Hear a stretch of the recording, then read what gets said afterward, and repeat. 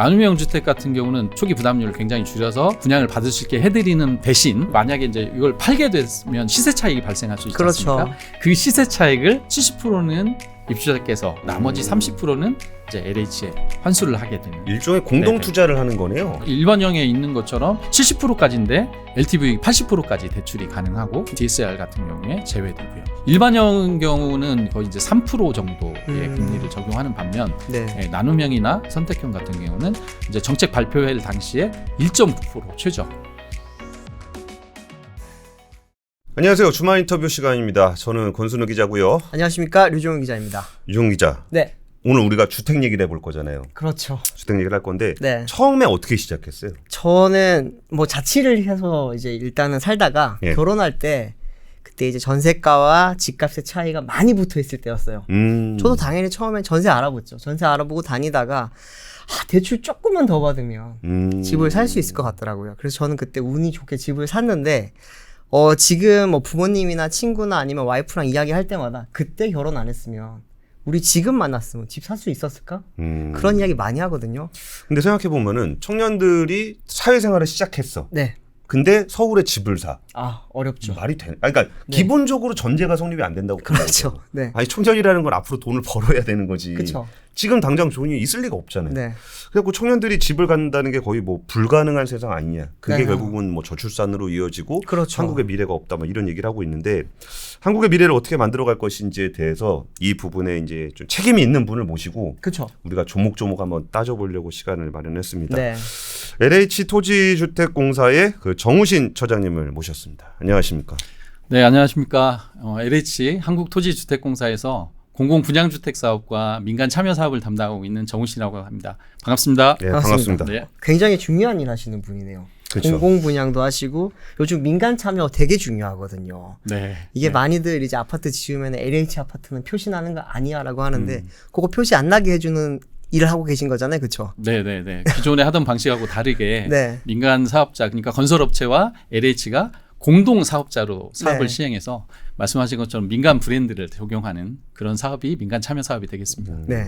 처장님, 저희가 아까 지금 나눴던 얘기가 그 청년들이 어떻게 집을 사냐 이거는 너무 상식적이고 너무 그게 당연한 얘기인 것 같아요. 그러니까 어떤 청년이 능력이 있고 없고의 문제가 아니고 네. 청년이라 하면 사회 초년생이 맞습니다. 그 비싼 집을 처음부터 산다는 거는 부모 도움 없이는 불가능하다라는 게 너무 당연한 네. 거잖아요. 그렇죠. 거기에 대해서는 좀 어떤 식으로 진입해서 집을 살 수 있는 거예요? 사실 요즘 서울이나 이제 수도권의 아파트 분양 가격이 예. 보통 뭐 기본적으로 3천 평당으로 따져봤을 때 이미 2,500만 원, 3천만 원 평균이 넘어섰기 때문에 우리가 이제 일반적으로 얘기하는 25평형 아파트라고 하면 네. 분양 가격이 기본 뭐 7, 8억 예. 또 위치에 따라서 뭐 소위 말하는 우량지 같은 경우는 뭐 네. 10억이 가까이 넘어가는 이런 예. 분위기이기 때문에 우리 본부장님 말씀하신 것처럼 청년들은 이제 사회생활을 막 시작해가지고 이제 돈을 벌어가야 하는 단계인데 과연 10억 아파트를 살 수가 있느냐. 예. 사실 거의 불가능에 가깝다고 생각합니다. 그렇죠. 그래서 역대 정부가 수립이 될 때마다 어떤 청년이나 신혼부부를 위한 주택 공급 정책들을 많이 발표해 왔고요. 발표해 왔는데 특히 현 정부 들어서 뉴홈 공공분양주택 50만 호 공급 정책을 발표를 했고 이 뉴홈이 청년들이 주택을 쉽게 조금 더 그 부담감이 적게 구입할 수 있는 그런 하나의 해법을 제시하는 그런 정책이 아닌가 생각이 됩니다. 그 어떤 해법이에요? 이게 아파트를 이게 뭐 수도권에 있는 대단지 아파트를 하는데 예를 들어서 뭐 한 5억이다. 네. 그렇게 하면은 그 5억은 저도 지금 현금 5억 없거든요. 없죠. 네. 근데 그 5억을 이렇게 50만 원으로 공급하셔도 그 네네. 5억이라는 돈을 어떻게 청년들이 마련을 해요? 그렇죠. 네, 5억이라는 돈을 갑자기 마련한다는 건 사실 불가능하고요. 네. 그러다 보니까 이제 청년들이 말씀하신 것처럼 뭐 무슨 자금이 이제 돈을 벌어가야 되는 단계니까 그렇죠. 예, 돈이 없지 않습니까? 그래서 초기 부담을 줄여주는 게 가장 중요하다고 생각이 됩니다. 네. 그래서 이제 사실 50만 호에는 크게 세 가지 유형으로 나누어지는데요. 나중에 좀 상세하게 설명을 좀 더 드리겠지만 그 나눔형 25만 호, 그다음에 이제 선택형 10만 호, 네. 일반형 15만 호. 그렇게 해서 총 50만 호로 구성이 되어 있고요. 가장 청년들에게 유리한 것이 나눔형 25만 호가 되겠습니다. 간단하게 이제 말씀을 드리면 시세가 만약에 아까도 말씀하신 것처럼 5억짜리 25평형 아파트가 있다. 예. 그러면 나눔형 같은 경우 분양가를 어떻게 결정하게 되냐면 시세의 70% 또는 분양가 상한제의 80% 중에서 둘 중에서 낮은 가격으로 결정을 하게 되어 있습니다. 네. 그러면 이제 5억이 시세다 그러면 시세의 70%니까 3억 5천이 3억 5천. 분양 가격으로 책정이 되는 거죠. 네. 예. 그러면 이제 기본적으로 이제 시세보다 1억 5천이 싸게 이제 일단 분양 가격이 책정이 되는 거고요. 네. 그 중에 이제 3억 5천 중에서 은행에서 대출 모기지가 국가에서 이제 그 장려하는 모기지가 굉장히 조건이 좋은데 3억 5천 중에서 80%를 최대 대출이 가능합니다. 오, 많이 해주네요. 네네.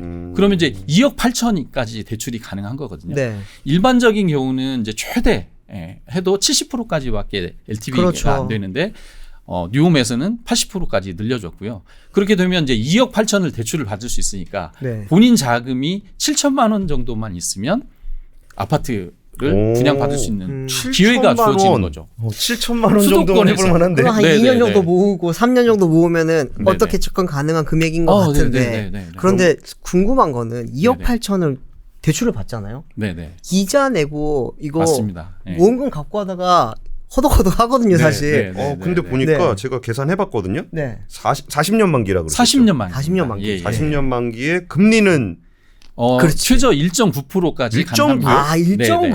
정부에서 이제 정책을 2022년 네. 10월 26일 날 50만 원 공급 계획을 발표를 했는데 1.9% 최저부터 시작이 와, 됩니다. 기준금리가 3.25%인데. 네, 네, 맞습니다. 고정금리예요? 네, 네. 아, 고정금리입니다. 네, 네. 40년 동안 40년 계속. 고정금리입니다. 예. 그러면은 매월 계산해 보니까 83만 원. 83만 원. 네. 와, 요새 고시원도 50만 원인데. 괜찮은데. 네.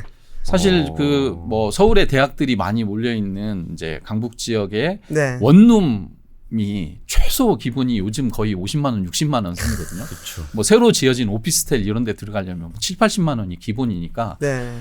원룸 월세 그 내는 비용 정도면 25평형 아파트, 신규 아파트, 새 아파트 그것도 단지가 이렇게 구성되어 있는 네. 뭐 커뮤니티 시설도 있고 뭐 운동 시설도 있고 네, 아이들을 키울 수 있는 또는 여러 가지 그런 시설들이 잘 갖춰져 있는 아파트를 내 아파트를 분양받을 수 있는 겁니다. 오, 괜찮은데. 저는 항상 그런 생각이 있는 게 이게 우리가 주택 정책을 정책으로서 보면은 이제 공공주택 같은 경우에 너무 이렇게 복지의 개념으로 이해하는 경향이 좀 있는 것 같아요. 맞아요. 근데 사실 청년들이 사회생활을 시작하는 건데 복지가 필요한 사람들이 아니잖아요. 그 사람들은 자기 인생 사이클에 맞는 무엇인가가 필요한 거지. 그 사람들한테 무슨 복지 줘갖고 뭐 불쌍한 사람 도와주기 하는 그런 건 아닌데. 그렇죠. 그럼 그 나이대에 할 수 있는 어떤 것에 들어간다라는 거는 어쩌면 나라에서 그 사이클을 맞춰주는 그 라이프 사이클을 맞춰주는 거 되게 필요하다고 생각이 들거든요. 네. 그리고 우리 LH가 좀 이런 부분들에서 좀 이미지 개선도 좀 열심히 하시고 하죠. 네, 주택도 네. 좀 멋있게 짓고 하셔가지고 저는 거의 모든 청년들이 이거 안 하면 바보 맞아. 네. 소리 들었으면 좋겠어요. 네. 사실 뭐 제 입장에서는 와 이거 좋은데 부러워요, 조금. 그런 생각이 좀 들었습니다. 네. 그래서 구체적으로 그럼 이런 정책들에 대한 얘기와 이 네네. 정책이 실제로 오퍼레이팅 어떻게 되고 있는지에 대한 세세한 얘기를 한번 나눠보도록 하겠습니다. 네네. 공공주택 정책에 대해서 좀 잘 인식하지 못하고 헷갈리는 이유 중에 하나가 네. 뭐가 이름이 자꾸 바뀌어요. 맞아. 뉴홈도 지금 이번 정부 들어서 맞습니다. 새로 나온 이름이잖아요. 예. 좀 어떻게 좀 바뀌어 왔다고 볼 수 있을까요? 네, 말씀하신 것처럼 네. 정부가 새롭게 들어설 때마다 새로운 주택 정책을 발표를 어떤 정부든지 해왔고요. 네. 그러면서 새로운 그 정책의 브랜드 네이밍도 계속 바꿔왔습니다. 예를 들면 아마 이제 기억나실 텐데 예전에 이제 국민임대주택이 있었고요. 네. 또 보금자리 주택이 있었고, 맞아, 보금자리. 네, 보금자리. 행복주택이 있었고요. 지난 정부 때는 또 신혼희망타운이라는 아, 신이타. 네, 신이타 소위 말하는 신이타 네. 정책이 있었고, 그다음에 현 정부에서 그 주택 정책의 브랜드 네이밍을 한 게 뉴홈 정책입니다. 좀 약간 차이점 하나하나 차이점을 다 말씀드리긴 좀 한계가 있을 것 같고, 아까도 말씀드린 국민임대라든가 보금자리 주택이라든가 행복주택 같은 경우는 주로 공공주택 중에서도 임대주택에 대한 네. 임대주택 위주의 정책이었다고 한다면 네. 지난 정부의 신혼희망타운과 뉴홈 같은 경우는 공공 분양주택을 중심으로 하는 정책이 되겠습니다. 물론 뭐 현재 뉴홈 같은 경우도 50만 호 발표했지만 공공 임대도 많이 저희가 건설할 계획을 가지고 있지만 네. 기본적으로는 뉴홈은 공공 분양을 좀 전제로 하는 주택이고요. 지난 정부의 어떤 신혼희망타운도 말 그대로 신혼희망타운이지 않습니까? 신혼부부만을 위한 특화된 그런 주택이었거든요. 네. 물량적으로 보면 그 당시에 약 15만 호 정도의 주택을 공급하겠다고 네. 발표를 했었고요. 또 중요한 특징 중에 하나가 예를 들면 이제 신혼부부 중에서도 네네. 분양을 받을 수 있는 여력이 있는 신혼부부도 있을 거고 그렇죠. 아직은 분양받기는 힘들고 임대를 살 수 있는 임대에 들어갈 여력이 되는 신혼부부가 있을 수 있지 않습니까? 네네. 그런 부분들을 이제 같이 한 단지 안에 놓는 그런 게 좀 특징이라고 봐야 될 것 같고요. 다만 조금 이제 아쉬운 거는 그러다 보니까 이제 소형 평형 위주였습니다. 맞아요, 맞아요. 가장 큰 평형이 보통 주력 평형이 이제 전용 면적으로 따지면 이제 46제곱미터, 55제곱미터. 저희가 일반적으로 얘기할 때는 뭐 21평형, 23평형 이 가장 큰 평형이었죠. 맞아요, 가장 큰 게 네네네.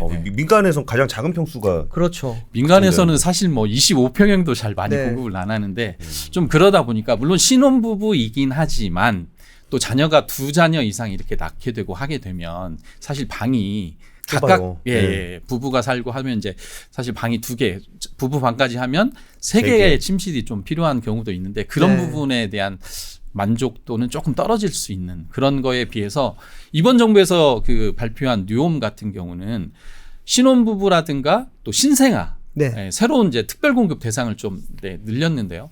신혼부부만을 전용이 아니라 신혼부부와 또 신생아 2세 이하의 자녀를 갖춘 신생아를 위한 특별 공급 대상이 있고 미혼 청년들도 많이 있지 않습니까? 중요해요. 집이 필요한 미혼 청년들도 많이 있어요. 그래서 여기서 미혼 집이 있어야 결혼을 하지. 그러니까. 그렇습니다. 그래서 그 미혼 네. 청년 이제 39세 이하의 미혼 청년을 위한 특별 공급을 확대했고요. 네. 말씀드린 것처럼 신혼부부라든가 신생아를 가지고 있는 그 기존의 이제 신혼 희망타운과 유사한 그런 조건들도 기존에 더 유지를 했고 또 다자녀라든가 또 네. 생애 최초로 구입을 하는 중장년층들도 있지 않습니까? 많죠. 이런 부분들까지 그 공급 계층을 굉장히 다양화했다. 네. 사실 뉴홈 때 제일 궁금했던 게 시니타가 방금 말씀하셨지만 되게 비판받았던 것 중에 하나가 네네네. 너무 작아. 이거 애기들 맞습니다. 낳으란 네. 거야 말라는 거야 이런 네네. 이야기 많았거든요. 네네. 뉴홈은 크기가 조금 어떻게 되나요? 커졌나요? 네네. 좀 평형을 확대를 했습니다. 그래서 저희가 이제 여전히 이제 좀 작은 평형을 원하는 그런 계층 신혼부부라든가 이제 계층들도 있기 때문에 네. 5구 평형들이 5호나 5구 전용 면적 그러니까 네. 23평형, 25평형도 일부 있지만 저희가 84제곱미터 전용 오, 면적 그러니까 국민평수. 저희가 국민평형이라고 하는 이제 34평형, 네. 35평형까지 다양하게 평형을 확대를 했습니다. 그 부분도 굉장히 큰 차이점이라고 볼 수 있을 것 같습니다. 맞아요. 사람들이 25평에 살다가 살 때는 괜찮아. 둘이 살 때는 괜찮다가 아기가 하나 둘 늘어나면은 집이 왜 이렇게 접어진 것 같지? 막 이러면서 둘 낳고 이사했잖아.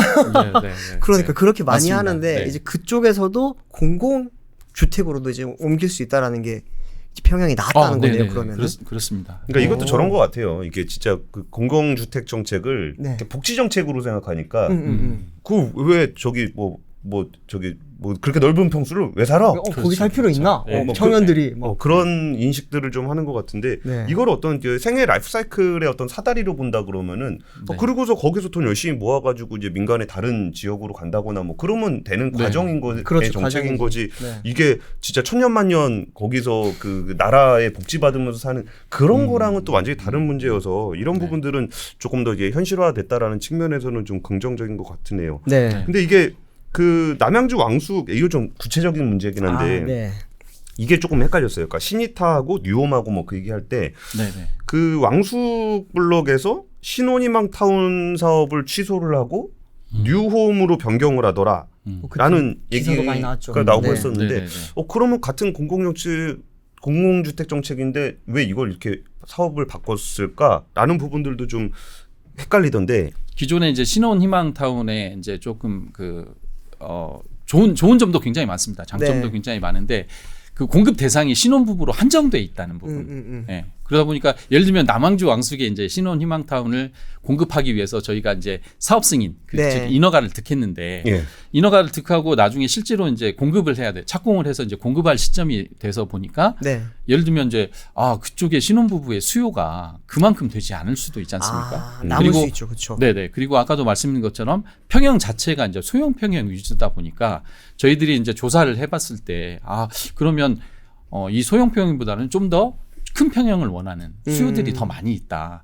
이런 부분들이 있어서 그런 부분들은 일부 전체를 다 하는 건 아니고요. 네네. 그런 것들에 대한 것들을 저희가 사전 조사라든가 이런 걸 통해서 그런 수요들이 파악이 되면 뉴홈으로 이제 바꿔야지만이 평형도 좀 확대가 가능하고 네. 네, 그리고 다양한 수요 계층, 아까도 말씀드린 청년이라든가 기존 신혼부부뿐만이 아니고 청년 또는 뭐 생애 최초로 주택을 구입하는 또는 뭐 다자녀 가구 이런 이제 중장년층까지 공급이 가능하다 보니까 그런 장점들을 더 살리기 위해서 유형을 변경하는 경우도 있습니다. 네. 처장님 아시겠지만 또 예를 들면 요즘 지방 같은 경우는 네. 예, 지방에도 사실은 저희들이 뭐 수도권에만 공급하는 건 아니지 않습니까? 그렇죠. 근데 이제 안타깝게도 지방으로 갈수록 점점 더 이렇게 아. 신혼 부부가 그치. 예, 없고 아시겠지만 뭐 예식장도 굉장히 이제 줄어든다고 하는데 네. 좀 그러다 보니까 어떤 실제로 저희가 공급을 하기로 계획했던 것과 실제로 그 공급의 대상과의 불일치하는 부분 이런 부분들이 일부 있어서 그런 유형 변경이 일부 지구에 대해서 시행이 되고 있습니다. 맞아요. 저희가 생각할 때 부동산 특히 이야기할 때 수도권 중심으로 생각을 하잖아요. 저희가. 그렇죠. 근데 지방의 신이타라고 지정을 했던 곳 같은 경우에는 생각해 보면 신혼부부가 없을 가능성이 굉장히 맞습니다. 높단 말이에요. 네. 그럴 때는 차라리 유홈으로 전환을 네. 해서 뭐 중장년층도 들어올 수 있고 청년도 거기서 일자리가 있으면 청년들이 많을 거니까 들어올 수 네. 있게 바꾸는 거는 괜찮아 네. 보이기는 하네요. 맞습니다. 사실. 저는 네. 처장님이 좀 보수적으로 얘기를 조심스럽게 말씀을 하셔서 그런 것 같은데 네. 아니 평수의 자유도가 훨씬 더 넓어지고 커졌고, 그렇죠. 수요자의 자유도가 커졌는데 그거를 예전에 그러니까 공급을 하는 입장에서 네. 수요를 다양하게 흡수할 수 있는 게 좋지 그러니까 수요를 한정적으로 하는 거는 그렇죠. 굳이 네. 유지하지 할 필요는 사실 없을 것 같기는 합니다. 네. 근데 처장님 이거는 우리가 좀 좋은 얘기 중심으로 했으니까 네. 우리 좀 까칠하게 유종훈 기자가 한번 물어봐 주시죠. 네. 작년에 이제 사전 청약 많이 했잖아요. 네네. 사전 청약까지는 분위기가 좋았던 걸로 알고 있습니다. 네. 본 청약 넘어가는 과정에서 사실은 많은 분들이 이탈하지 않았나라고 하는 이야기도 많고 맞습니다. 또 거기에 맞습니다. 대한 추정하는 데는 사실은 최근에 공사비 인상 이슈도 있고 네, 또 뭐 네, 신이타 같은 경우에도 보면은 사전 청약에서 이탈률이 굉장히 높았단 말이에요. 지금 네, 이런 네, 네. 부분은 좀 어떻게 이루어지고 있는 상황인가요? 네, 맞습니다. 저희가 2021년부터 네. 사전 청약 제도를 시행을 했습니다. 그렇죠. 예. 그런데 이제 안타깝게도 저희가 뭐 코로나 여파도 있었고 네. 뭐 러시아와 우크라이나 전쟁 뭐 이런 걸로 인해서 원자재가 소위 말하는 이제 국제 공급망이 좀 이렇게 흔들리고 막 하면서 원자재가 굉장히 상승을 많이 했고요. 네. 그러다 보니까 이제 사실 건설뿐만 아니라 모든 분야의 어떤 게 가격들이 굉장히 많이 올랐는데 건설 분야 같은 경우에 저희가 이제 건설기술연구원에서 저희가 이제 매년 정기적으로 건설 공사비 지수라는 거를 이제 발표를 하는데 네. 2020년 하반기 대비해서 지금 2024년 하반기를 비교해 보니까 30% 이상 와. 건설 원가가 상승을 했고요. 저희 LH도 이제 자체적으로 매년 저희가 50건에서 100건 이상의 이제 건설 공사를 실제로 발주를 하고 시공업체를 선정을 하게 되지 않습니까? 네. 그 계약 금액을 쭉 비교를 해 보니까 저희 같은 경우도 4년 동안 31.4% 정도가 실제로 그러니까 즉 원가가 그만큼 올라갔다는 얘기가 되겠죠. 그렇다 보니까 사전 청약할 때 그때 저희가 이제 분양가를 제시를 하고 청약을 받게 되지 않습니까? 그렇죠. 근데 이제 분명히 이제 저희가 공고를 할 때도 이 분양 가격은 사전 청약할 때 이 당시를 기준으로 해서 추정한 분양가이고 실제 본 청약할 때는 분양가 심의위원회 심의를 거쳐가지고 분양 가격이 산정된다. 분양 가격이 조정될 수 있다라는 공고를 당연히 해드렸지만 네네. 지난달 9월에 저희 3기 신도시에서 최초로 본청약을 인천 계양지구에서 2개 블럭을 실시를 했습니다. A2. 네. 했는데 네. 아까 우리 기자님 말씀하신 것처럼 이제 실제로 이제 그 청약률이 좀 네. 일부 저희가 기대했던 것보다 좀 떨어졌던 부분이 있는데 이런 부분 중에 그 중요한 요인 중에 하나가 말씀하신 것처럼 사전 청약 대비해서 이제 본청약 가격이 저희가 한 약 평균적으로 따지면 한 17%에서 18% 정도 이렇게 네. 상승을 했거든요.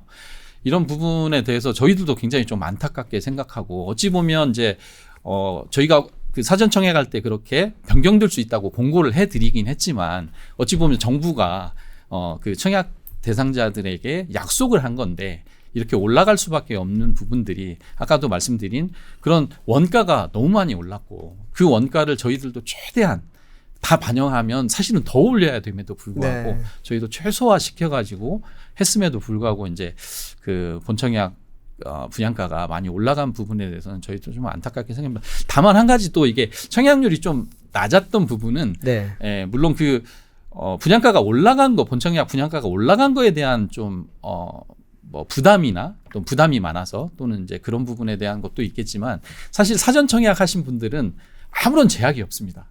중간에 다른 데를 뭐 청약을 하실 수도 있고요. 네. 예, 본인들이 얼마든지 의지에 따라서 더 예를 들면 이제 인천 계약을 저희가 사전 청약을 21년도에 했는데 네. 그 중간에 보니까 예를 들면 인천 계약보다 또 더 좋은 조건의 어떤 그 지구가 분양을 했을 때 얼마든지 그쪽으로 이제 가실 수 있고 그거에 따른 전혀 페널티가 없습니다. 사전 청약 당첨자는 네네. 다른 본 청약에도 그러면 넣을 수 있다. 이 넣을 수 말씀이신 있습니다. 거죠? 예, 예. 그리고 그거에 따른 페널티도 전혀 없기 때문에 네. 그런 이동 수요도 분명히 좀 있었다. 네네. 그런 부분도 좀 말씀을 드리고 어쨌든 저희 이제 LH에서는 앞으로 이제 사전 청약 했던 지구들의 본 청약이 지속적으로 이제 이어질 텐데 네. 최대한 그 가격을 이제 조금 억제하기 위한 노력을 다각도로 하고 있다는 말씀을 드리겠습니다. 근데 이게 아무래도 이번에 민간 참여들이 좀 많이 있다. 민간 건설사들의 참여가 좀 있다 보니까 네. 그러면은 이제 LH하고 이제 민간 건설사들하고 이제 가격 협상하고 막 그런 부분들도 좀 있을 거 아니에요. 근데 네네네.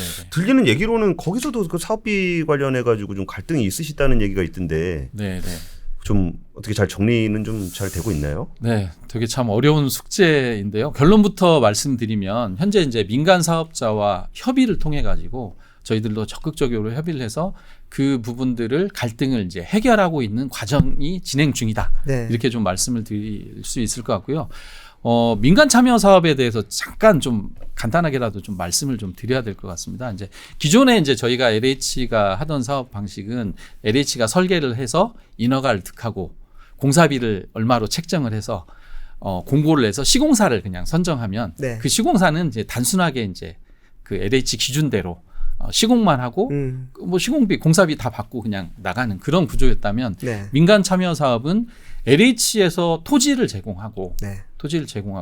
그 건설사가 설계도 하고 설계도 설계도 자기들이 하는 겁니다. 오. 예, 그리고 뭐 당연히 이제 거기에 따른 각종 자재나 이런 것들 다 민간 건설사가 쓰고 있는 그런 자재를 쓰겠죠. 저 세속적인 얘기지만 네네. 딱지는 뭘 붙여줍니까?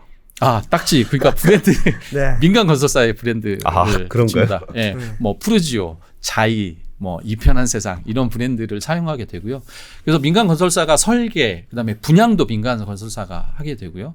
그래서 총 그 사업을 끝낸 다음에 입주까지 끝낸 다음에 그 전체 사업의 손익이 나올 거 아니겠습니까? 예. 원가가 네. 얼마 들어갔는데 분양을 해서 회수한 금액이 얼마다. 그럼 그 손익을 LH의 토지비 비중과 민간 건설사의 건설 공사비를 투입했던 자금 조달해서 투입했던 그 비율대로 손익을 배분하는 그런 구조의 사업입니다. 그러니까 민간 건설사가 단순하게 시공만 하는 시공사가 아니라 네. LH와 민간 건설사가 공동 사업 시행자가 돼서 같이 사업을 시행하는 구조이거든요.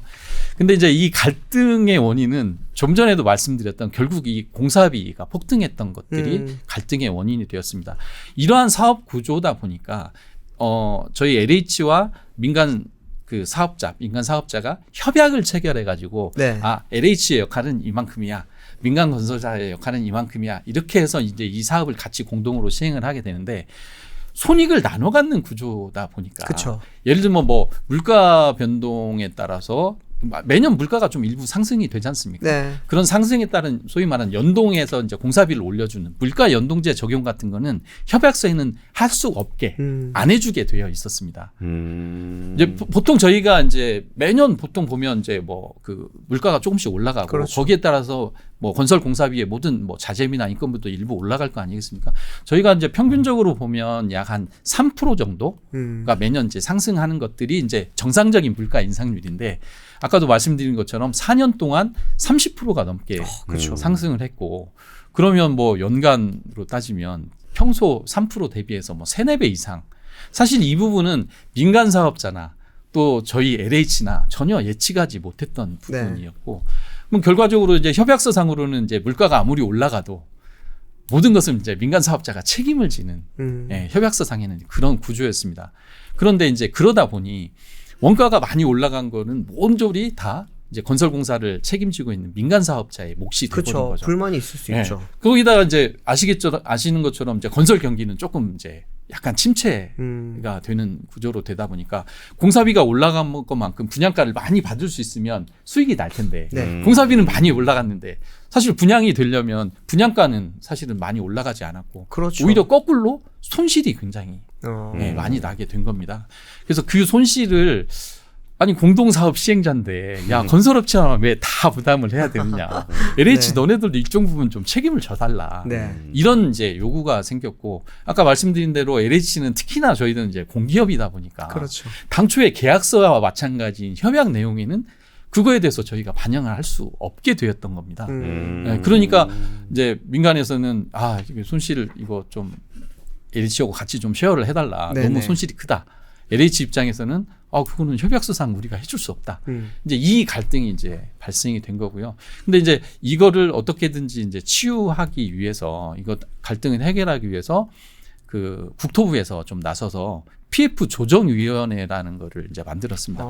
예전에 이제 기억해 보시면 2008년도에 이제 금융위기가 와서 네. 그때 당시에도 이제 뭐 건설사 PF가 뭐 어마어마하게 이제 큰 타격을 받았고 그렇죠.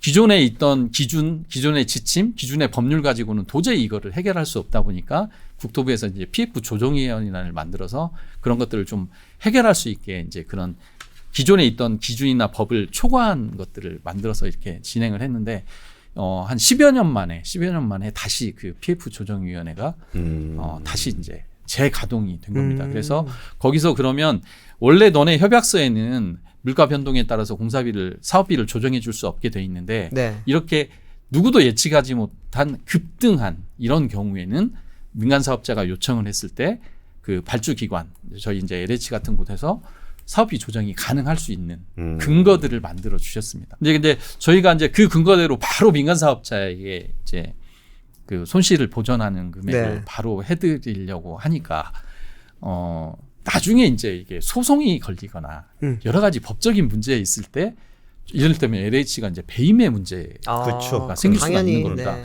당초 계약서에는 없는데 네가 무슨 근거로? 국토부에서야 그렇게 가이드라인을 준 거지. 그대로 하라는 건 아니잖아. 뭐 이런 얘기들이 이제 사실은 나왔고 그러다 보니까 이제 저희가 감사원에 그러면 사전 컨설팅을 받자. 네. 그래서 감사원에서 그러면 국토부가 제시한 이런 공사비 조정 가이드라인에 따라서 저희가 손실을 일부 보전을 해줘도 괜찮겠습니까? 네. 라고 이제 컨설팅 신청을 했습니다. 컨설팅 신청을 했고 그 결과가 최근에 좀 나왔거든요. 시범지구 1개 지구 민간 참여 사업을 했는데 그 네. 결과가 나왔는데 그래 우리가 상한선 이 정도까지는 손실 보전을 해줘도 돼 라는 게 나왔는데 이제 감사원에서 컨설팅을 한 것도 뭐냐면 그 대신 이것만 갖고 하지 말고 대한상사 중재원이라는 곳이 있습니다. 예, 이제 정부나 이제 민간 사업자가 뭔가 같이 사업을 하다가 네. 갈등이 발생이 됐을 때 그런 그 법원에 이제 소송을 거는 방법이 하나 있고 대한상사 중재원이라는 곳에 중재 신청을 하는 방법이 있거든요. 네. 근데 이제 대한상사원의 중재 신청을 좀 받아서 해봐라. 왜 그러냐면 이제 대한상사 중재원의 중재 판결이 최종 나오면 네. 그 중재 판결은 고등법원의 판결과 동일한 법적 효력을 가지게 됩니다. 네. 그래서 저희가 이제 아까 말씀드린 것처럼 많은 지금 PF 조정위원회 1차 PF 조정위원회, 2차 PF 조정위원회 두 번에 걸쳐서 이제 조정위원회에서 네. 민간 건설사로부터 신청을 받았는데 저희가 작년에 1차 PF 조정위원회는 15개 블록 이제 패키지로 묶여져 있는데 네. 3개 업체가 신청을 했는데 올해 이제 2차 신청을 받았거든요. 국토부에서 거기에 이제 33개 블록 8개 업체가 또 신청을 해서 네. 그 중에서 이제 아까 말씀드린 그 감사원 사전 컨설팅 결과가 나와서 중재 신청까지 간 거는 그 중에 이제 1개 먼저 예. 이제 감사원하고도 협의를 해서 한 개를 먼저 하게 되면 나머지는 크게 보면 이제 그 기준에 준해서 그렇죠. 예, 또 진행이 될 거라서 그렇게 현재 진행이 되고 있는 상황입니다. 어쨌든 이게 민간 참여에서 이런 분쟁 발생한 상황을 또 보면은 이렇게 깎아주자니 배임이고 그렇죠. 네, 안 네, 깎아주면은 건설사가 뭐 네, 나자빠져 너무, 버리면 네. 나 이제 안 할 상황이고. 건데 이렇게 할 수 그러면 있잖아요. 되게 그래서 이게 제대로 진행이 될까 싶은데 어쨌든 진행 상황들은 그래도 특별히 문제 없이 진행이 되고 있기는 하네요. 결국 민간 참여 때문에 이 얘기가 나온 맞아요. 건데 맞아요. 네. 그러니까 이게 그 민간 참여라는 게 사실 수요자들 입장에서 잘 모를 수도 있을 것 같아요. 네. 왜냐하면 이렇게 지어놓고 나면은 그게 이름이 푸르지오고 자이고 위부고 뭐 이러니까 이게 이제 LH랑 같이 한 건지 아니면 민간에 독자적으로 한 건지 그걸 알기가 좀 네. 어려운 것 같은데 어쨌든 그 민간 참여를 하는 게 LH 입장에서 좀 번거롭기도 할 것 같기도 하거든요. 네. 그 전에는 그냥 하도급 맡겨갖고 공사 치면 공사 대금만 주면 되는데. 그치. 네, 네. 그게 지금 민간 참여하다 보니까 이게 또 좀 이런 게 법적인 문제들도 생기고 뭐 이런 거잖아요. 네, 그러다 네, 뭐 네, 민간에 네, 네. 특혜를 줬네 안 줬네 막 이런 얘기 하게 되는 건데 네. 그럼에도 불구하고 이게 민간 참여가 실제로 많이 늘어나고 있는 추세죠. 네. 저희가 민간 참여 사업을 처음 도입한 건 2014년도부터 도입을 했습니다. 네. 벌써 이제 10년 가까이 된 건데요. 그렇네요. 예. 그래서 실제로 지금까지 해온 거는 매년 약 한 3,000호 정도에서 약 5,000호 정도, 뭐 조금씩 차이는 있겠지만 평균적으로 보면 그 정도를 민간 참여 사업으로 이제 공급을 해왔는데, 뭐 아까 모두에도 말씀드린 것처럼 최근에 이제 건설 경기가 굉장히 어려워진 상태이지 않습니까? 네. 원가는 많이 올라갔고, 뭐 분양은 많이 분양 가격은 많이 다운돼 있는, 아니 뭐 오히려 이제 정체돼 있는 상태다 보니까 사실 아시겠지만 민간 건설이 굉장히 많이 위축돼 있습니다. 뭐 시장에서 소위 말하는 모든 게 올스톱돼 있다. 뭐 이 정도 표현이 될 정도로 위축돼 있습니다. 그러다 보니까 저희가 공공이지만 민간이 일을 할 수 있는, 민간이 일을 하고 민간의 설계와 또 아까도 말씀드린 민간 참여 사업은 민간이 직접 설계도 하고 시공도 하지만 해서 나중에 결과적으로 이제 수익에 대해서도 쉐어를 할 수 있는 그런 구조의 사업을 이제 저희가 확대하는 게 필요하다. 그래서 올해 2024년 이제 1월 10일 날 네. 국토부에서 정책 발표를 하게 되는데 그때 당시에 이제 주택 공급 확대 및 건설 경기 보완 방안이라는 정책을 발표를 하면서 네. 민간 참여 사업을 확대를 해서 위축된 이런 민간의 건설 경기에 마중물 역할을 공공이 좀 마중물 역할을 해서 민간의 어떤 체력을 좀 길러주자. 너무 이제 침체돼 있고 이제 실제로 손익이 사업성이 너무 떨어져서 이제 사업을 할 수 없는 여건이 되다 보니까 공공에서 민간에게 적정 공사비를 지급해서 손실 나지 않는 정도의 그거를 공급을 이제 계속 일을 할 수 있는 일거리 그런 마중물 역할을 좀 하자 해서 발표된 게 대폭 확대를 하는 정책을 발표했습니다. 그래서 올해 같은 경우에 이제 15% 전체 LH가 공공 발주하는 물량의 네. 15% 그래서 장기적으로 27년까지 최대 30%까지. 에이? 네. 2배? 네. LH가 지금 현재 매년 발주하는 공공 물량의 30%까지를 27년까지는 민간 참여 사업으로 한다. 현재는 몇 %인데 15%, 30% 이렇게 늘려간다. 아까도 말씀드린 건가요? 것처럼 저희가 이제 10여 년 동안 해왔을 때는 평균적으로 한 5%에서 7%? 3천에서 5천호라는 게 그 정도 수준. 네. 그랬는데 그거를 이제 올해부터 당장 15% 이상 해라. 1월 10일 날 올 초에 그렇게 네. 좀 발표를 했고 27년 정도 되면 30%까지 늘리는 것으로 그렇게 목표를 잡고 하고 있고요. 올해 같은 경우는 이제 저희가 10만 5천호 인허가를 득하게 되거든요. 네. 그 인허가 물량이 이제 예를 들면 15%면 1만 5천호 정도가 목표 물량이 될 건데 실제로 저희가 민간 참여 사업으로 공모를 한 게 2만 2천호를 좀 넘게 했습니다. 20%. 그래서 20% 이상 했고 저희가 정부에서는 뭐 27년까지 30%라고 하지만 네. 오히려 좀 더 늘려서 공급할 계획을 가지고 추진하고 있습니다. 그러면 여기서 드는 의문이 네네네. 하나 있는 게 네네. LH 하면 예전에 이제 이 주택 모양도 있었고 네, 그리고 뭐 브랜드도 있잖아요. 예전에 뜨란체, 네. 휴먼시아, 맞습니다. 천년나무라는 브랜드도 있었어요. 저는 천년나무는 몰랐어요. 저도 이제 잘 생각을 해보다 보니까 휴먼시아 다음 뭐였더라 생각하다 네네. 보니까 천년나무라는 게 잠깐 있다가 사라졌더라고요. 네네네. 요즘은 또 뭐 안단테인가 맞아요? 네네 맞습니다. 그런 아파트는 좀 덜 짓게 되는 건가요, 이제는? 자이나 푸르지오나 뭐 이편한 세상 뭐 레미안처럼 네. 공공 분양 주택의 브랜드를 이제 안단테로 저희가 이제 선정을 한 건데 그게 이제 2019년도에 그 저희가 그 브랜드를 론칭을 했습니다. 이제 그 론칭을 했던 이유는 네. 뭐 아무래도 이제 저희 이제 LH 같은 경우는 사실 이제 분양 주택보다는 임대 주택을 더 많이 건설을 하는 게 저희들이었지 않습니까? 그러다 보니까 상대적으로 임대 주택과 분양 주택의 어떤 구별된 브랜드가 사실은 없었습니다. 그러다 보니까 이제 그 분양주택, LH 분양주택에 사시는 입주자들의 어떤 사실 브랜드가 브랜드 자체도 있지만 사실 그 브랜드로 인해서 어떤 자산 가치도 이제 많이 좌우가 되는데 네네. 이런 면에서 임대하고 이제 혼용이 되다 보니까 그런 이제 불만들을 많이 표시를 하셨고 그래서 저희들도 2019년도에 그러면 민간 못지않은 그 고품질의 분양주택을 건설을 하겠다라는 강력한 의지와 함께 안단테라는 그 브랜드를 이제 론칭을 해서 네. 본격적으로 뭐 2020년부터 이렇게 좀 적용을 했는데 좀 약간 뭐 안타깝고 약간 부끄러운 얘기지만 2021년 초에 그 광명시흥의 이제 그 부동산 네. 투기 기억납니다. 소위 말하는 LH 사태가 네. 좀 예, 발생을 그렇죠. 했고요. 땅 투기 그때 막 사건 이제 그때. 안단테가 론칭이 이제 막 본격적으로 되던 시점에 네. 그래서 굉장히 뭐 사실 이제 아파트하고는 사실은 약간 좀 다른 분야지만 그렇죠. LH 자체가 이제 국민들에게 굉장히 큰 지탄을 받았고 네.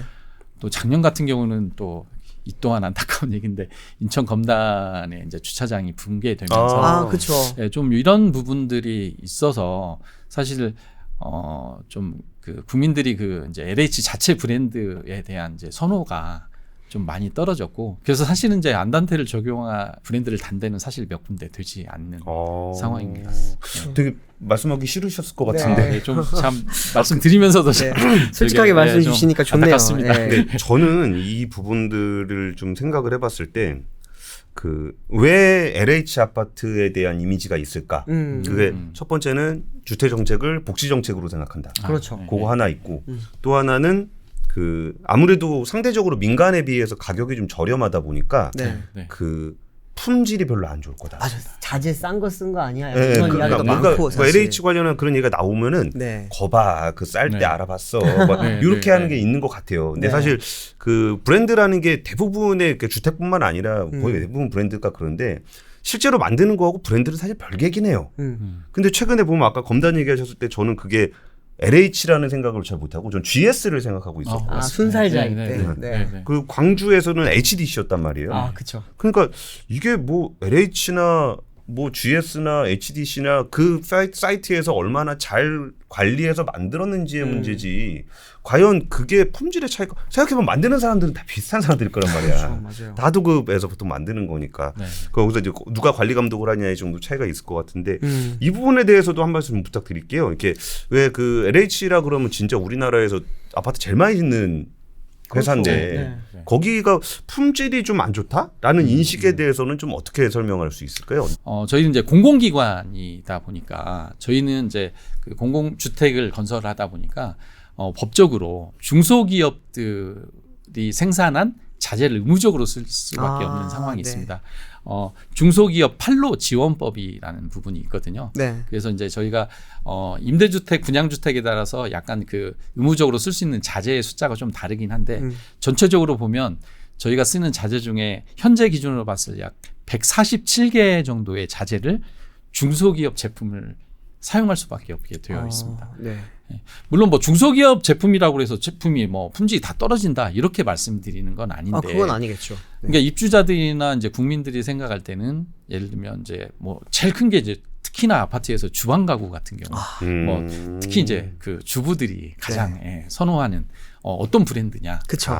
예를 들면 또 뭐 PL 창호 같은 거 있지 않습니까? 외부 이제 발코니 샤시 같은 중요하죠. 창호 같은 네. 경우도 대형 메이저 브랜드냐 아니냐에 따라서 굉장히 차이가 있는데 이런 부분들에 대해서 저희들은 중소기업 자재를 쓸 수밖에 없다 보니까 사실 그 품질 기준은 저희들이 이제 납품받는 품질 기준은 KS 기준에 적합하고 그 기준을 만족을 시키지만 아는 브랜드가 아니죠. 유저들 입장에서 봤을 때는 저 옆에 단지 민간 아파트는 뭐 무슨 브랜드, 어디 이렇게 돼 창호 있는데, 뭐 이렇게 돼 있는데, 여기는 도대체 어디 거야? 아무리 이렇게 봐도 뭐 아시겠지만 그런 메이저 브랜드들은 잘 보이는 곳에 브랜드를 다 이렇게. 그분은 뭐 어떤 더 좋은 취지가 있는 정책이 있는 거니까 그렇다 치고. 그럼 이게 민참해도 그 규정이 그대로 적용돼요? 아니요. 민간 참여 사업 같은 경우는 중소기업 판로 지원법 적용을 받지 않습니다. 아 그래요? 그럼 민간공사하고 똑같이 적용돼요? 민간공사하고 똑같이 적용됩니다. 오케이. 그럼 아까 전에 얘기했을 때 민간보다 LH가 좀 그래도 상대적으로 이렇게 가격이 좀 낮은 게 장점이고 민참은 그런 다양한 브랜드들을 쓸 수 있는 게 장점인데 근데 LH하고 민참하고 합치면은 가격이 그냥 민간으로 올라가 버리는 거 아닙니까?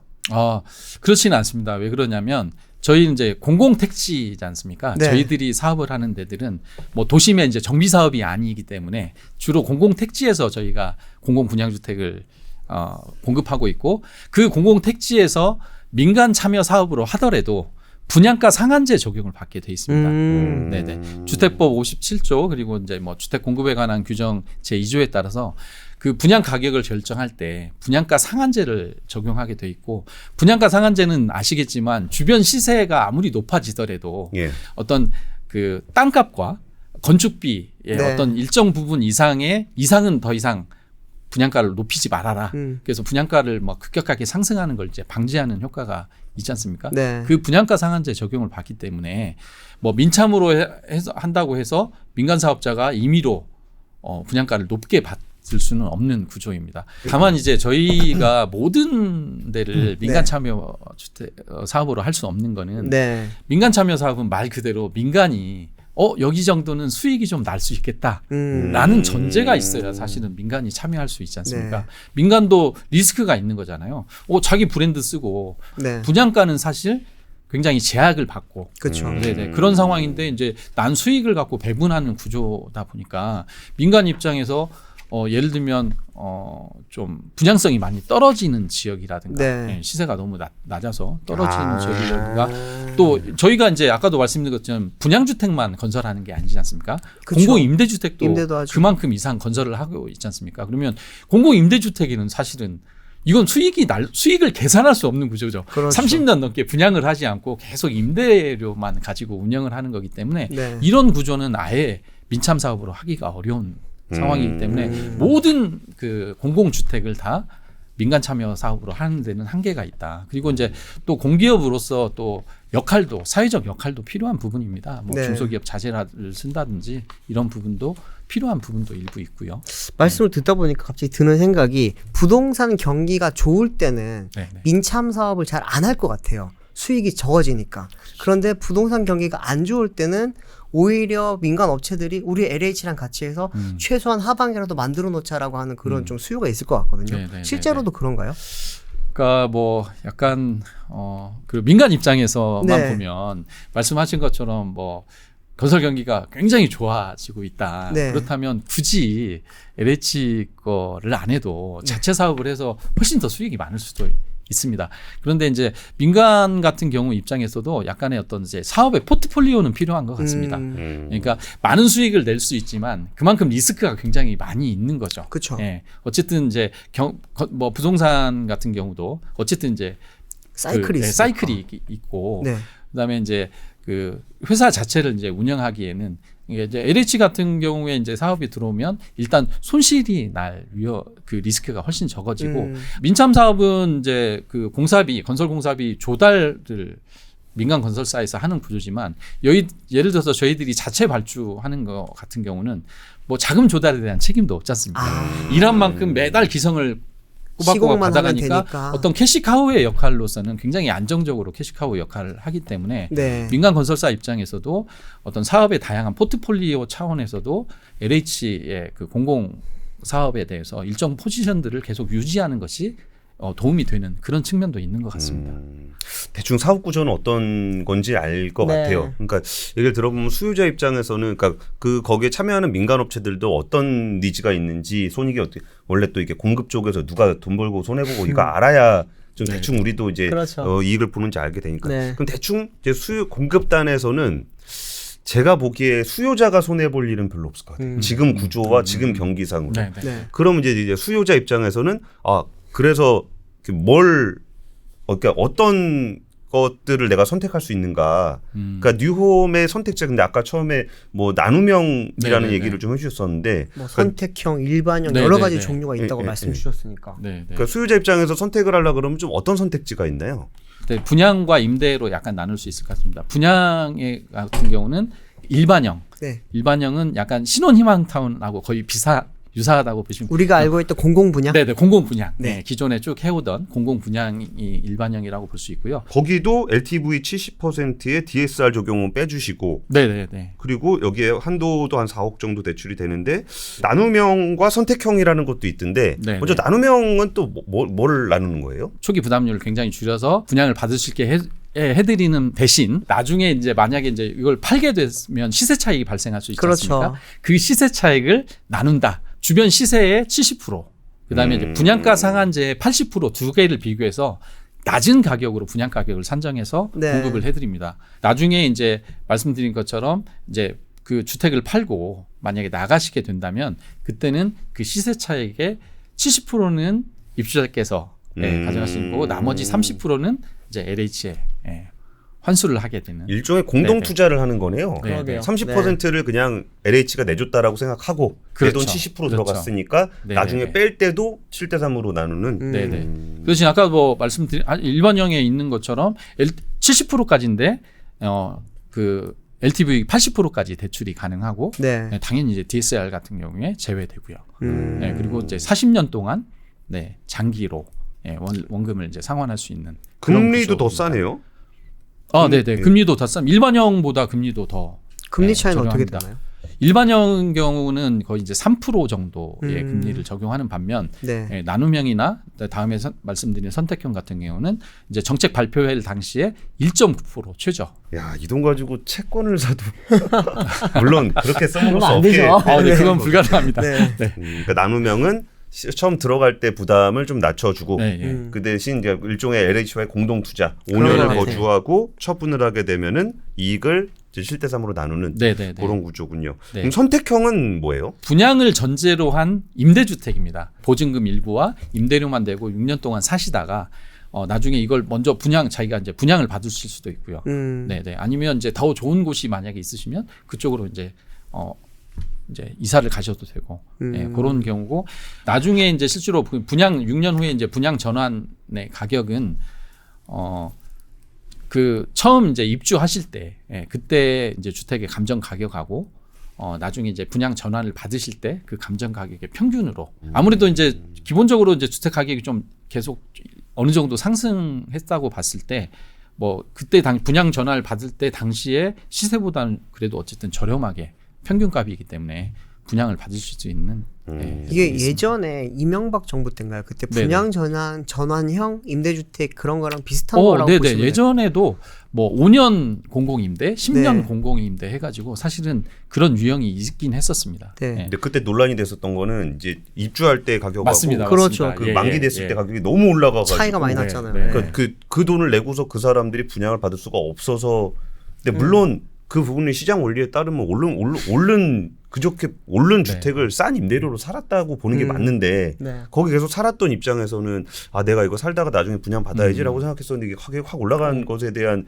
부담을 느끼다 보니까 이걸 반영해서 이제 그 평균가로 계산을 하도록 네, 네, 이것도 네. 좀 보완이 된 정책인 것 같군요. 이번에 이제 선택형 같은 경우는 그 한 가지를 더 혜택을 준 게 6년을 사시고 나는 지금 분양받을 형편이 안 돼. 여건이 안 돼. 또는 뭐 나는 이번에 분양을 안 받을 거야. 많은 그런 선택을 하신 분은 4년을 더 임대를 사실 수 있습니다. 그러니까 그래서 10년까지. 네. 그게 굉장히 큰 차이입니다. 와. 기존의 5년 임대, 10년 임대 같은 경우는 그 해당 분양 전환 시점이 돼서 분양을 안 받으시면 무조건 나갔어야 되는데 그렇죠. 이번 그 6년 살아보시고 분양을 받든지 음. 아니면 4년 동안 더 임대를 거주할 수 있는 그런 혜택이 더 추가된 그런 정책입니다. 저 혜택 너무 주시니까 저 좀 불만이 있습니다. 아니 그러니까 이게 그 공공임대 주택이라는 거는 어느 정도 정책적인 혜택을 좀 주는 거고 우리가 네. 청년들이 이제 결혼을 해서 살아야 되는 그런 부분에 대해서 지원을 해야 된다라는 거는 네. 라이프 사이클이라는 게 네. 있는 거니까 그렇게 해서 이제 지원을 해주는 부분에 대해서는 동의를 하는데 그 혜택을 이제 누릴 수 있는 사람들의 기간이 계속적으로 늘어나는 거는 한번 혜택을 보는 사람들이 계속 보게 되는 거잖아요. 그럼 누군가는 다른 분들도 입주하고 싶은 사람들이 있을 건데 그분들에게는 좀 기회가 좀 더 좁아지는 성격이 있는데 그 부분에 대해서는 이렇게 너무 이렇게 그 들어오시는 분들한테 너무 퍼주시는 거 아닙니까? 뭐 좀 어려운 문제 같습니다. 그렇다면 이제 뭐 공급 물량을 좀 더 많이 늘리는 방법도 있을 수 있고, 계속 늘리는 거? 지속적으로.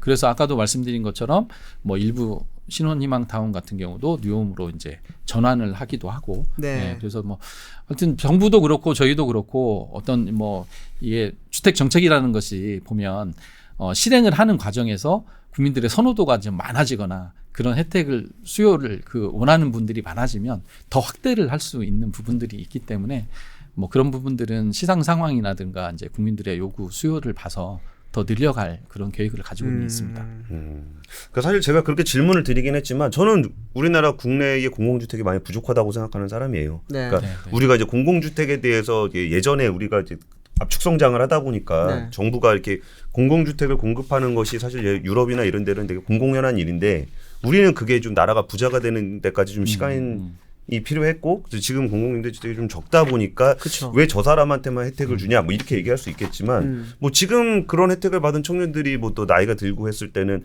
그 청년 때는 원래 그런 혜택을 받는 거야.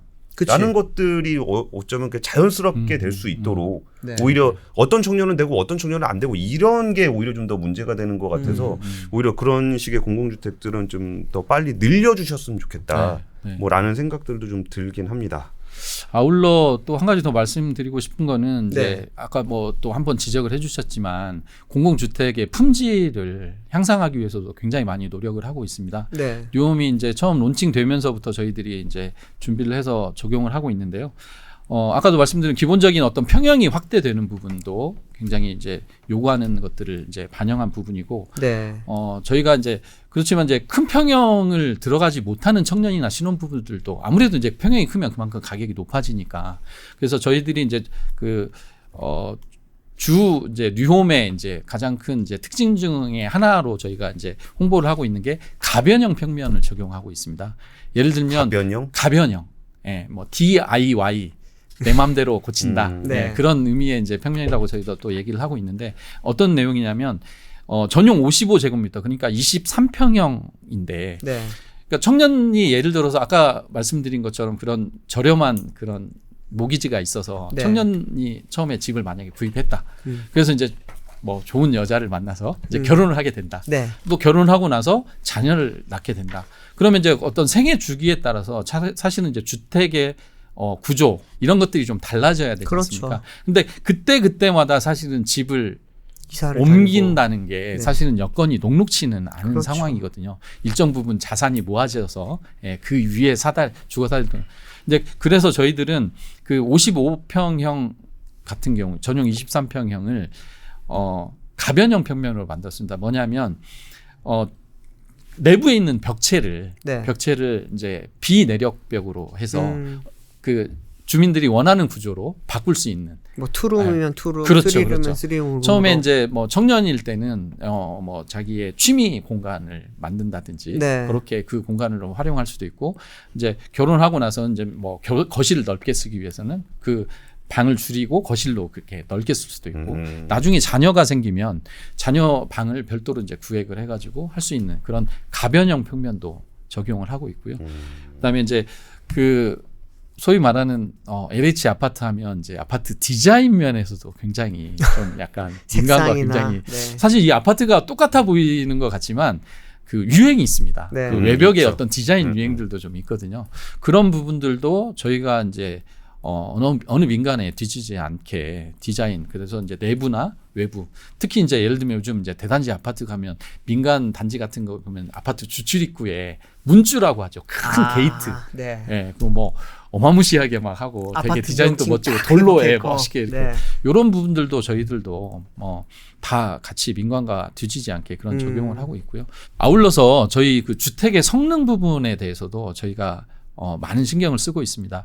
이제 예를 들면 층간 소음이라든가 제로 에너지 주택 이런 걸 통해 가지고 좀 더 쾌적하고 좀 더 관리비라든가 이런 그런 비용들을 절감할 수 있는 그런 것들을 많이 도입을 해서 실제로 입주자분들이 주거 생활하는데 그런 성능 향상을 통해서 쾌적하고 좀 저렴하게 그런 생활할 수 있는 그런 주택도 적극 도입해서 추진하고 있습니다. 제로 에너지가 뭐예요? 국가에서 이제 법으로 제로 에너지를 그 주택을 5개 등급으로 등급을 나눠놨습니다. 네. 그래서 의무적으로 5등급을 적용할 수 있게 하도록 이렇게 되어 있거든요. 네네. 그러면 이제 기존의 주택에 대비해서 저희들이 이제 시뮬레이션을 돌려보면 이제 예를 들면 전기세가 이제 전기료가 이제 가장 냉난방 관련된 건데 그런 관리 비용이 약 한 연간 한 30만 원 정도. 30만 원. 네, 30만 원이 좀 절감되는. 오. 네.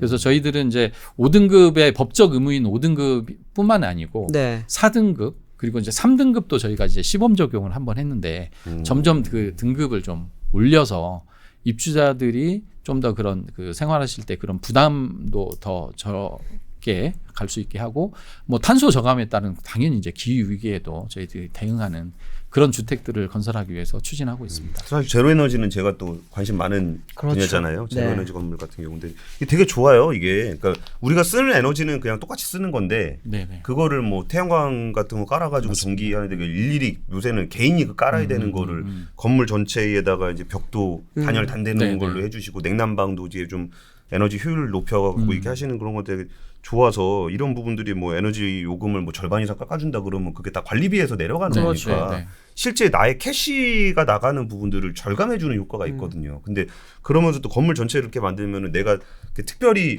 춥게 살고 덥게 살지 않아도 이게 된다라는 건데. 그렇죠. 근데 그렇게 근데 이것도 다 돈이거든요. 다 돈이죠. 맞습니다. 벽도 이렇게 네. 만들어야 되고 그 네. 태양 뭐 재생에너지도 깔아야 되고 뭐 에너지 순환 효율 장치들도 만들어야 되고.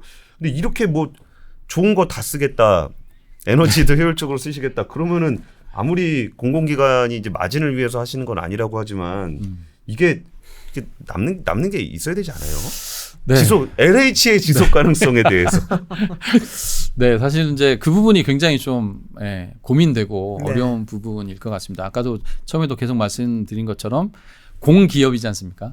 공적인 역할들을 소홀히 할 수도 없고 네. 또 어쨌든 그럼에도 불구하고 기업이기 때문에 뭐 LH 자체가 이제 부실해지는 것도 사실 이제 국민들의 뭐 세금으로 만들어진 사실 뭐 그런 기업이다 보니까 그런 부분에 대해서 이제 그 균형감을 찾아가는 게 굉장히 어려운 부분이긴 한데요. 그래서 이제 원가를 어떻게든지 좀 이렇게 낮출 수 있는 방법들 그런 이제 성능이나 뭐 본부장님 말씀하신 것처럼 그런 이제 제로 에너지가 됐건 층간 소음이 됐건 이런 것들을 적용하기 위해서는 결국 더 좋은 자재, 더 비싼 자재 그런 더 이런 부분이 원가가 상승하는 효과인데 저희들은 이제 원가를 좀 낮추기 위해서 예를 들면 저희가 이제 공공택지를 주로 개발하니까 네.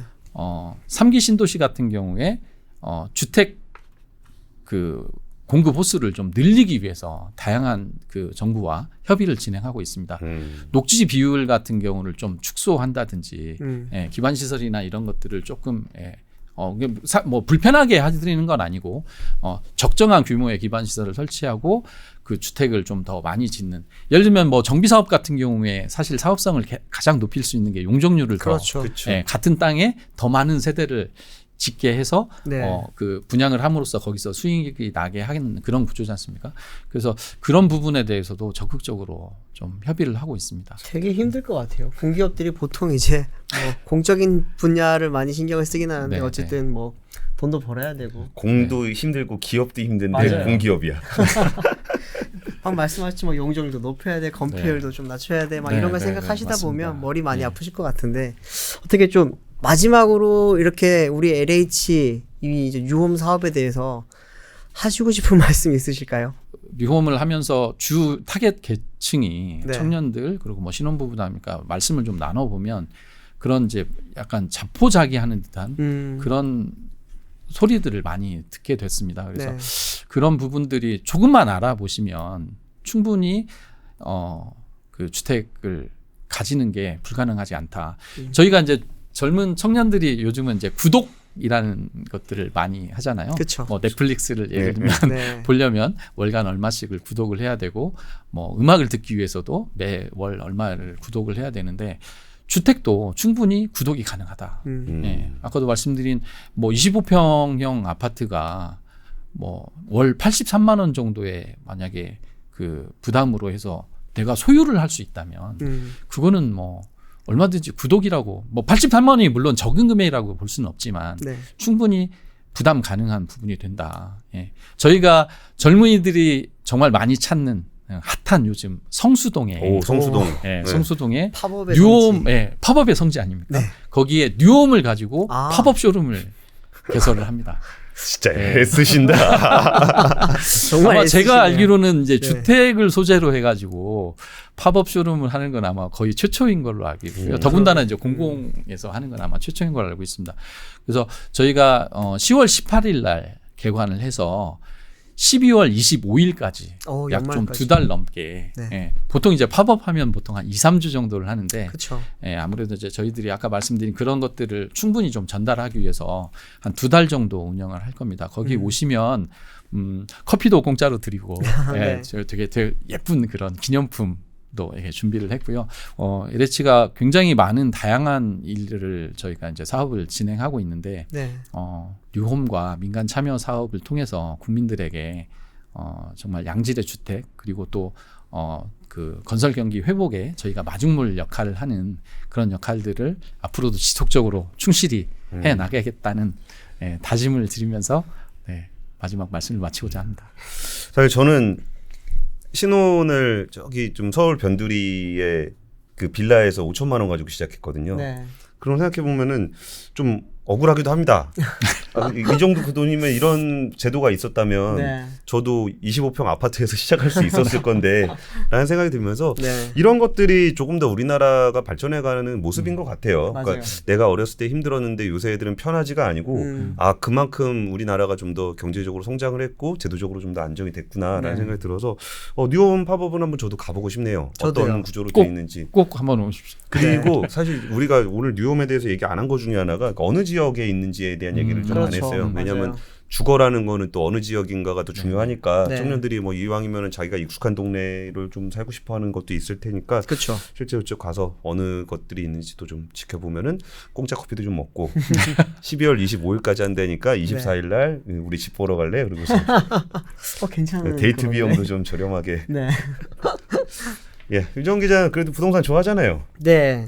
저도 이거 보면서 이게 사실 기존에 이제 신혼희망타운이 조금 많이 좀 부족한 부분이 있었거든요. 근데 그 부분을 얼마나 좀 보완했을지가 저는 사실 제일 궁금했는데 듣다 보니까 그런 부분도 좀 많이 보완이 된 것 같고 사실 또 공공아파트 할 때 그 아까 잠깐 말씀드렸지만 네. 브랜드 네, 브랜드를 맞습니다. 좀 많이들 네. 중요하게 생각하시거든요. 근데 이제 민간 참여가 많이 늘어나게 되면은 브랜드뿐만이 아니라 이제는 품질도 좋아지고 아까 말씀하셨던 뭐 층간소음이라든지 자재도 좋아진다고 하니까 어쩌면 이제 우리가 그런 복지의 개념으로만 생각했던 공공의 아파트가 이제는 실제로 리빙 관점에서도 굉장히 좀 좋아지고 또 투자 관점에서도 이제는 조금 손쉽게 접근을 해서 나중에 뭐 수익을 쉐어를 하더라도 어쨌든 돈을 벌 수 있는 기회도 되지 않을까. 청년들에게 좀 좋은 주거 사다리가 될 수도 있겠다라는 그런 생각이 들었습니다. 오히려 그렇기도 하겠네요. 이게 자산 가치로 따지더라도 네. 청년 때 조금 저렴하게 구입해가지고 그 자산 가치 올라서 팔면 또 그게 또 그 그렇죠. 사람들한테는 또 자산이 돼서 그 다음 사다리로 올라가는 거니까. 그렇죠. 네. 예, 오늘은 LH 한국토지공사의 정우신 민간협력사업처 처장님과 함께했습니다. 감사합니다. 네, 감사합니다. 감사합니다.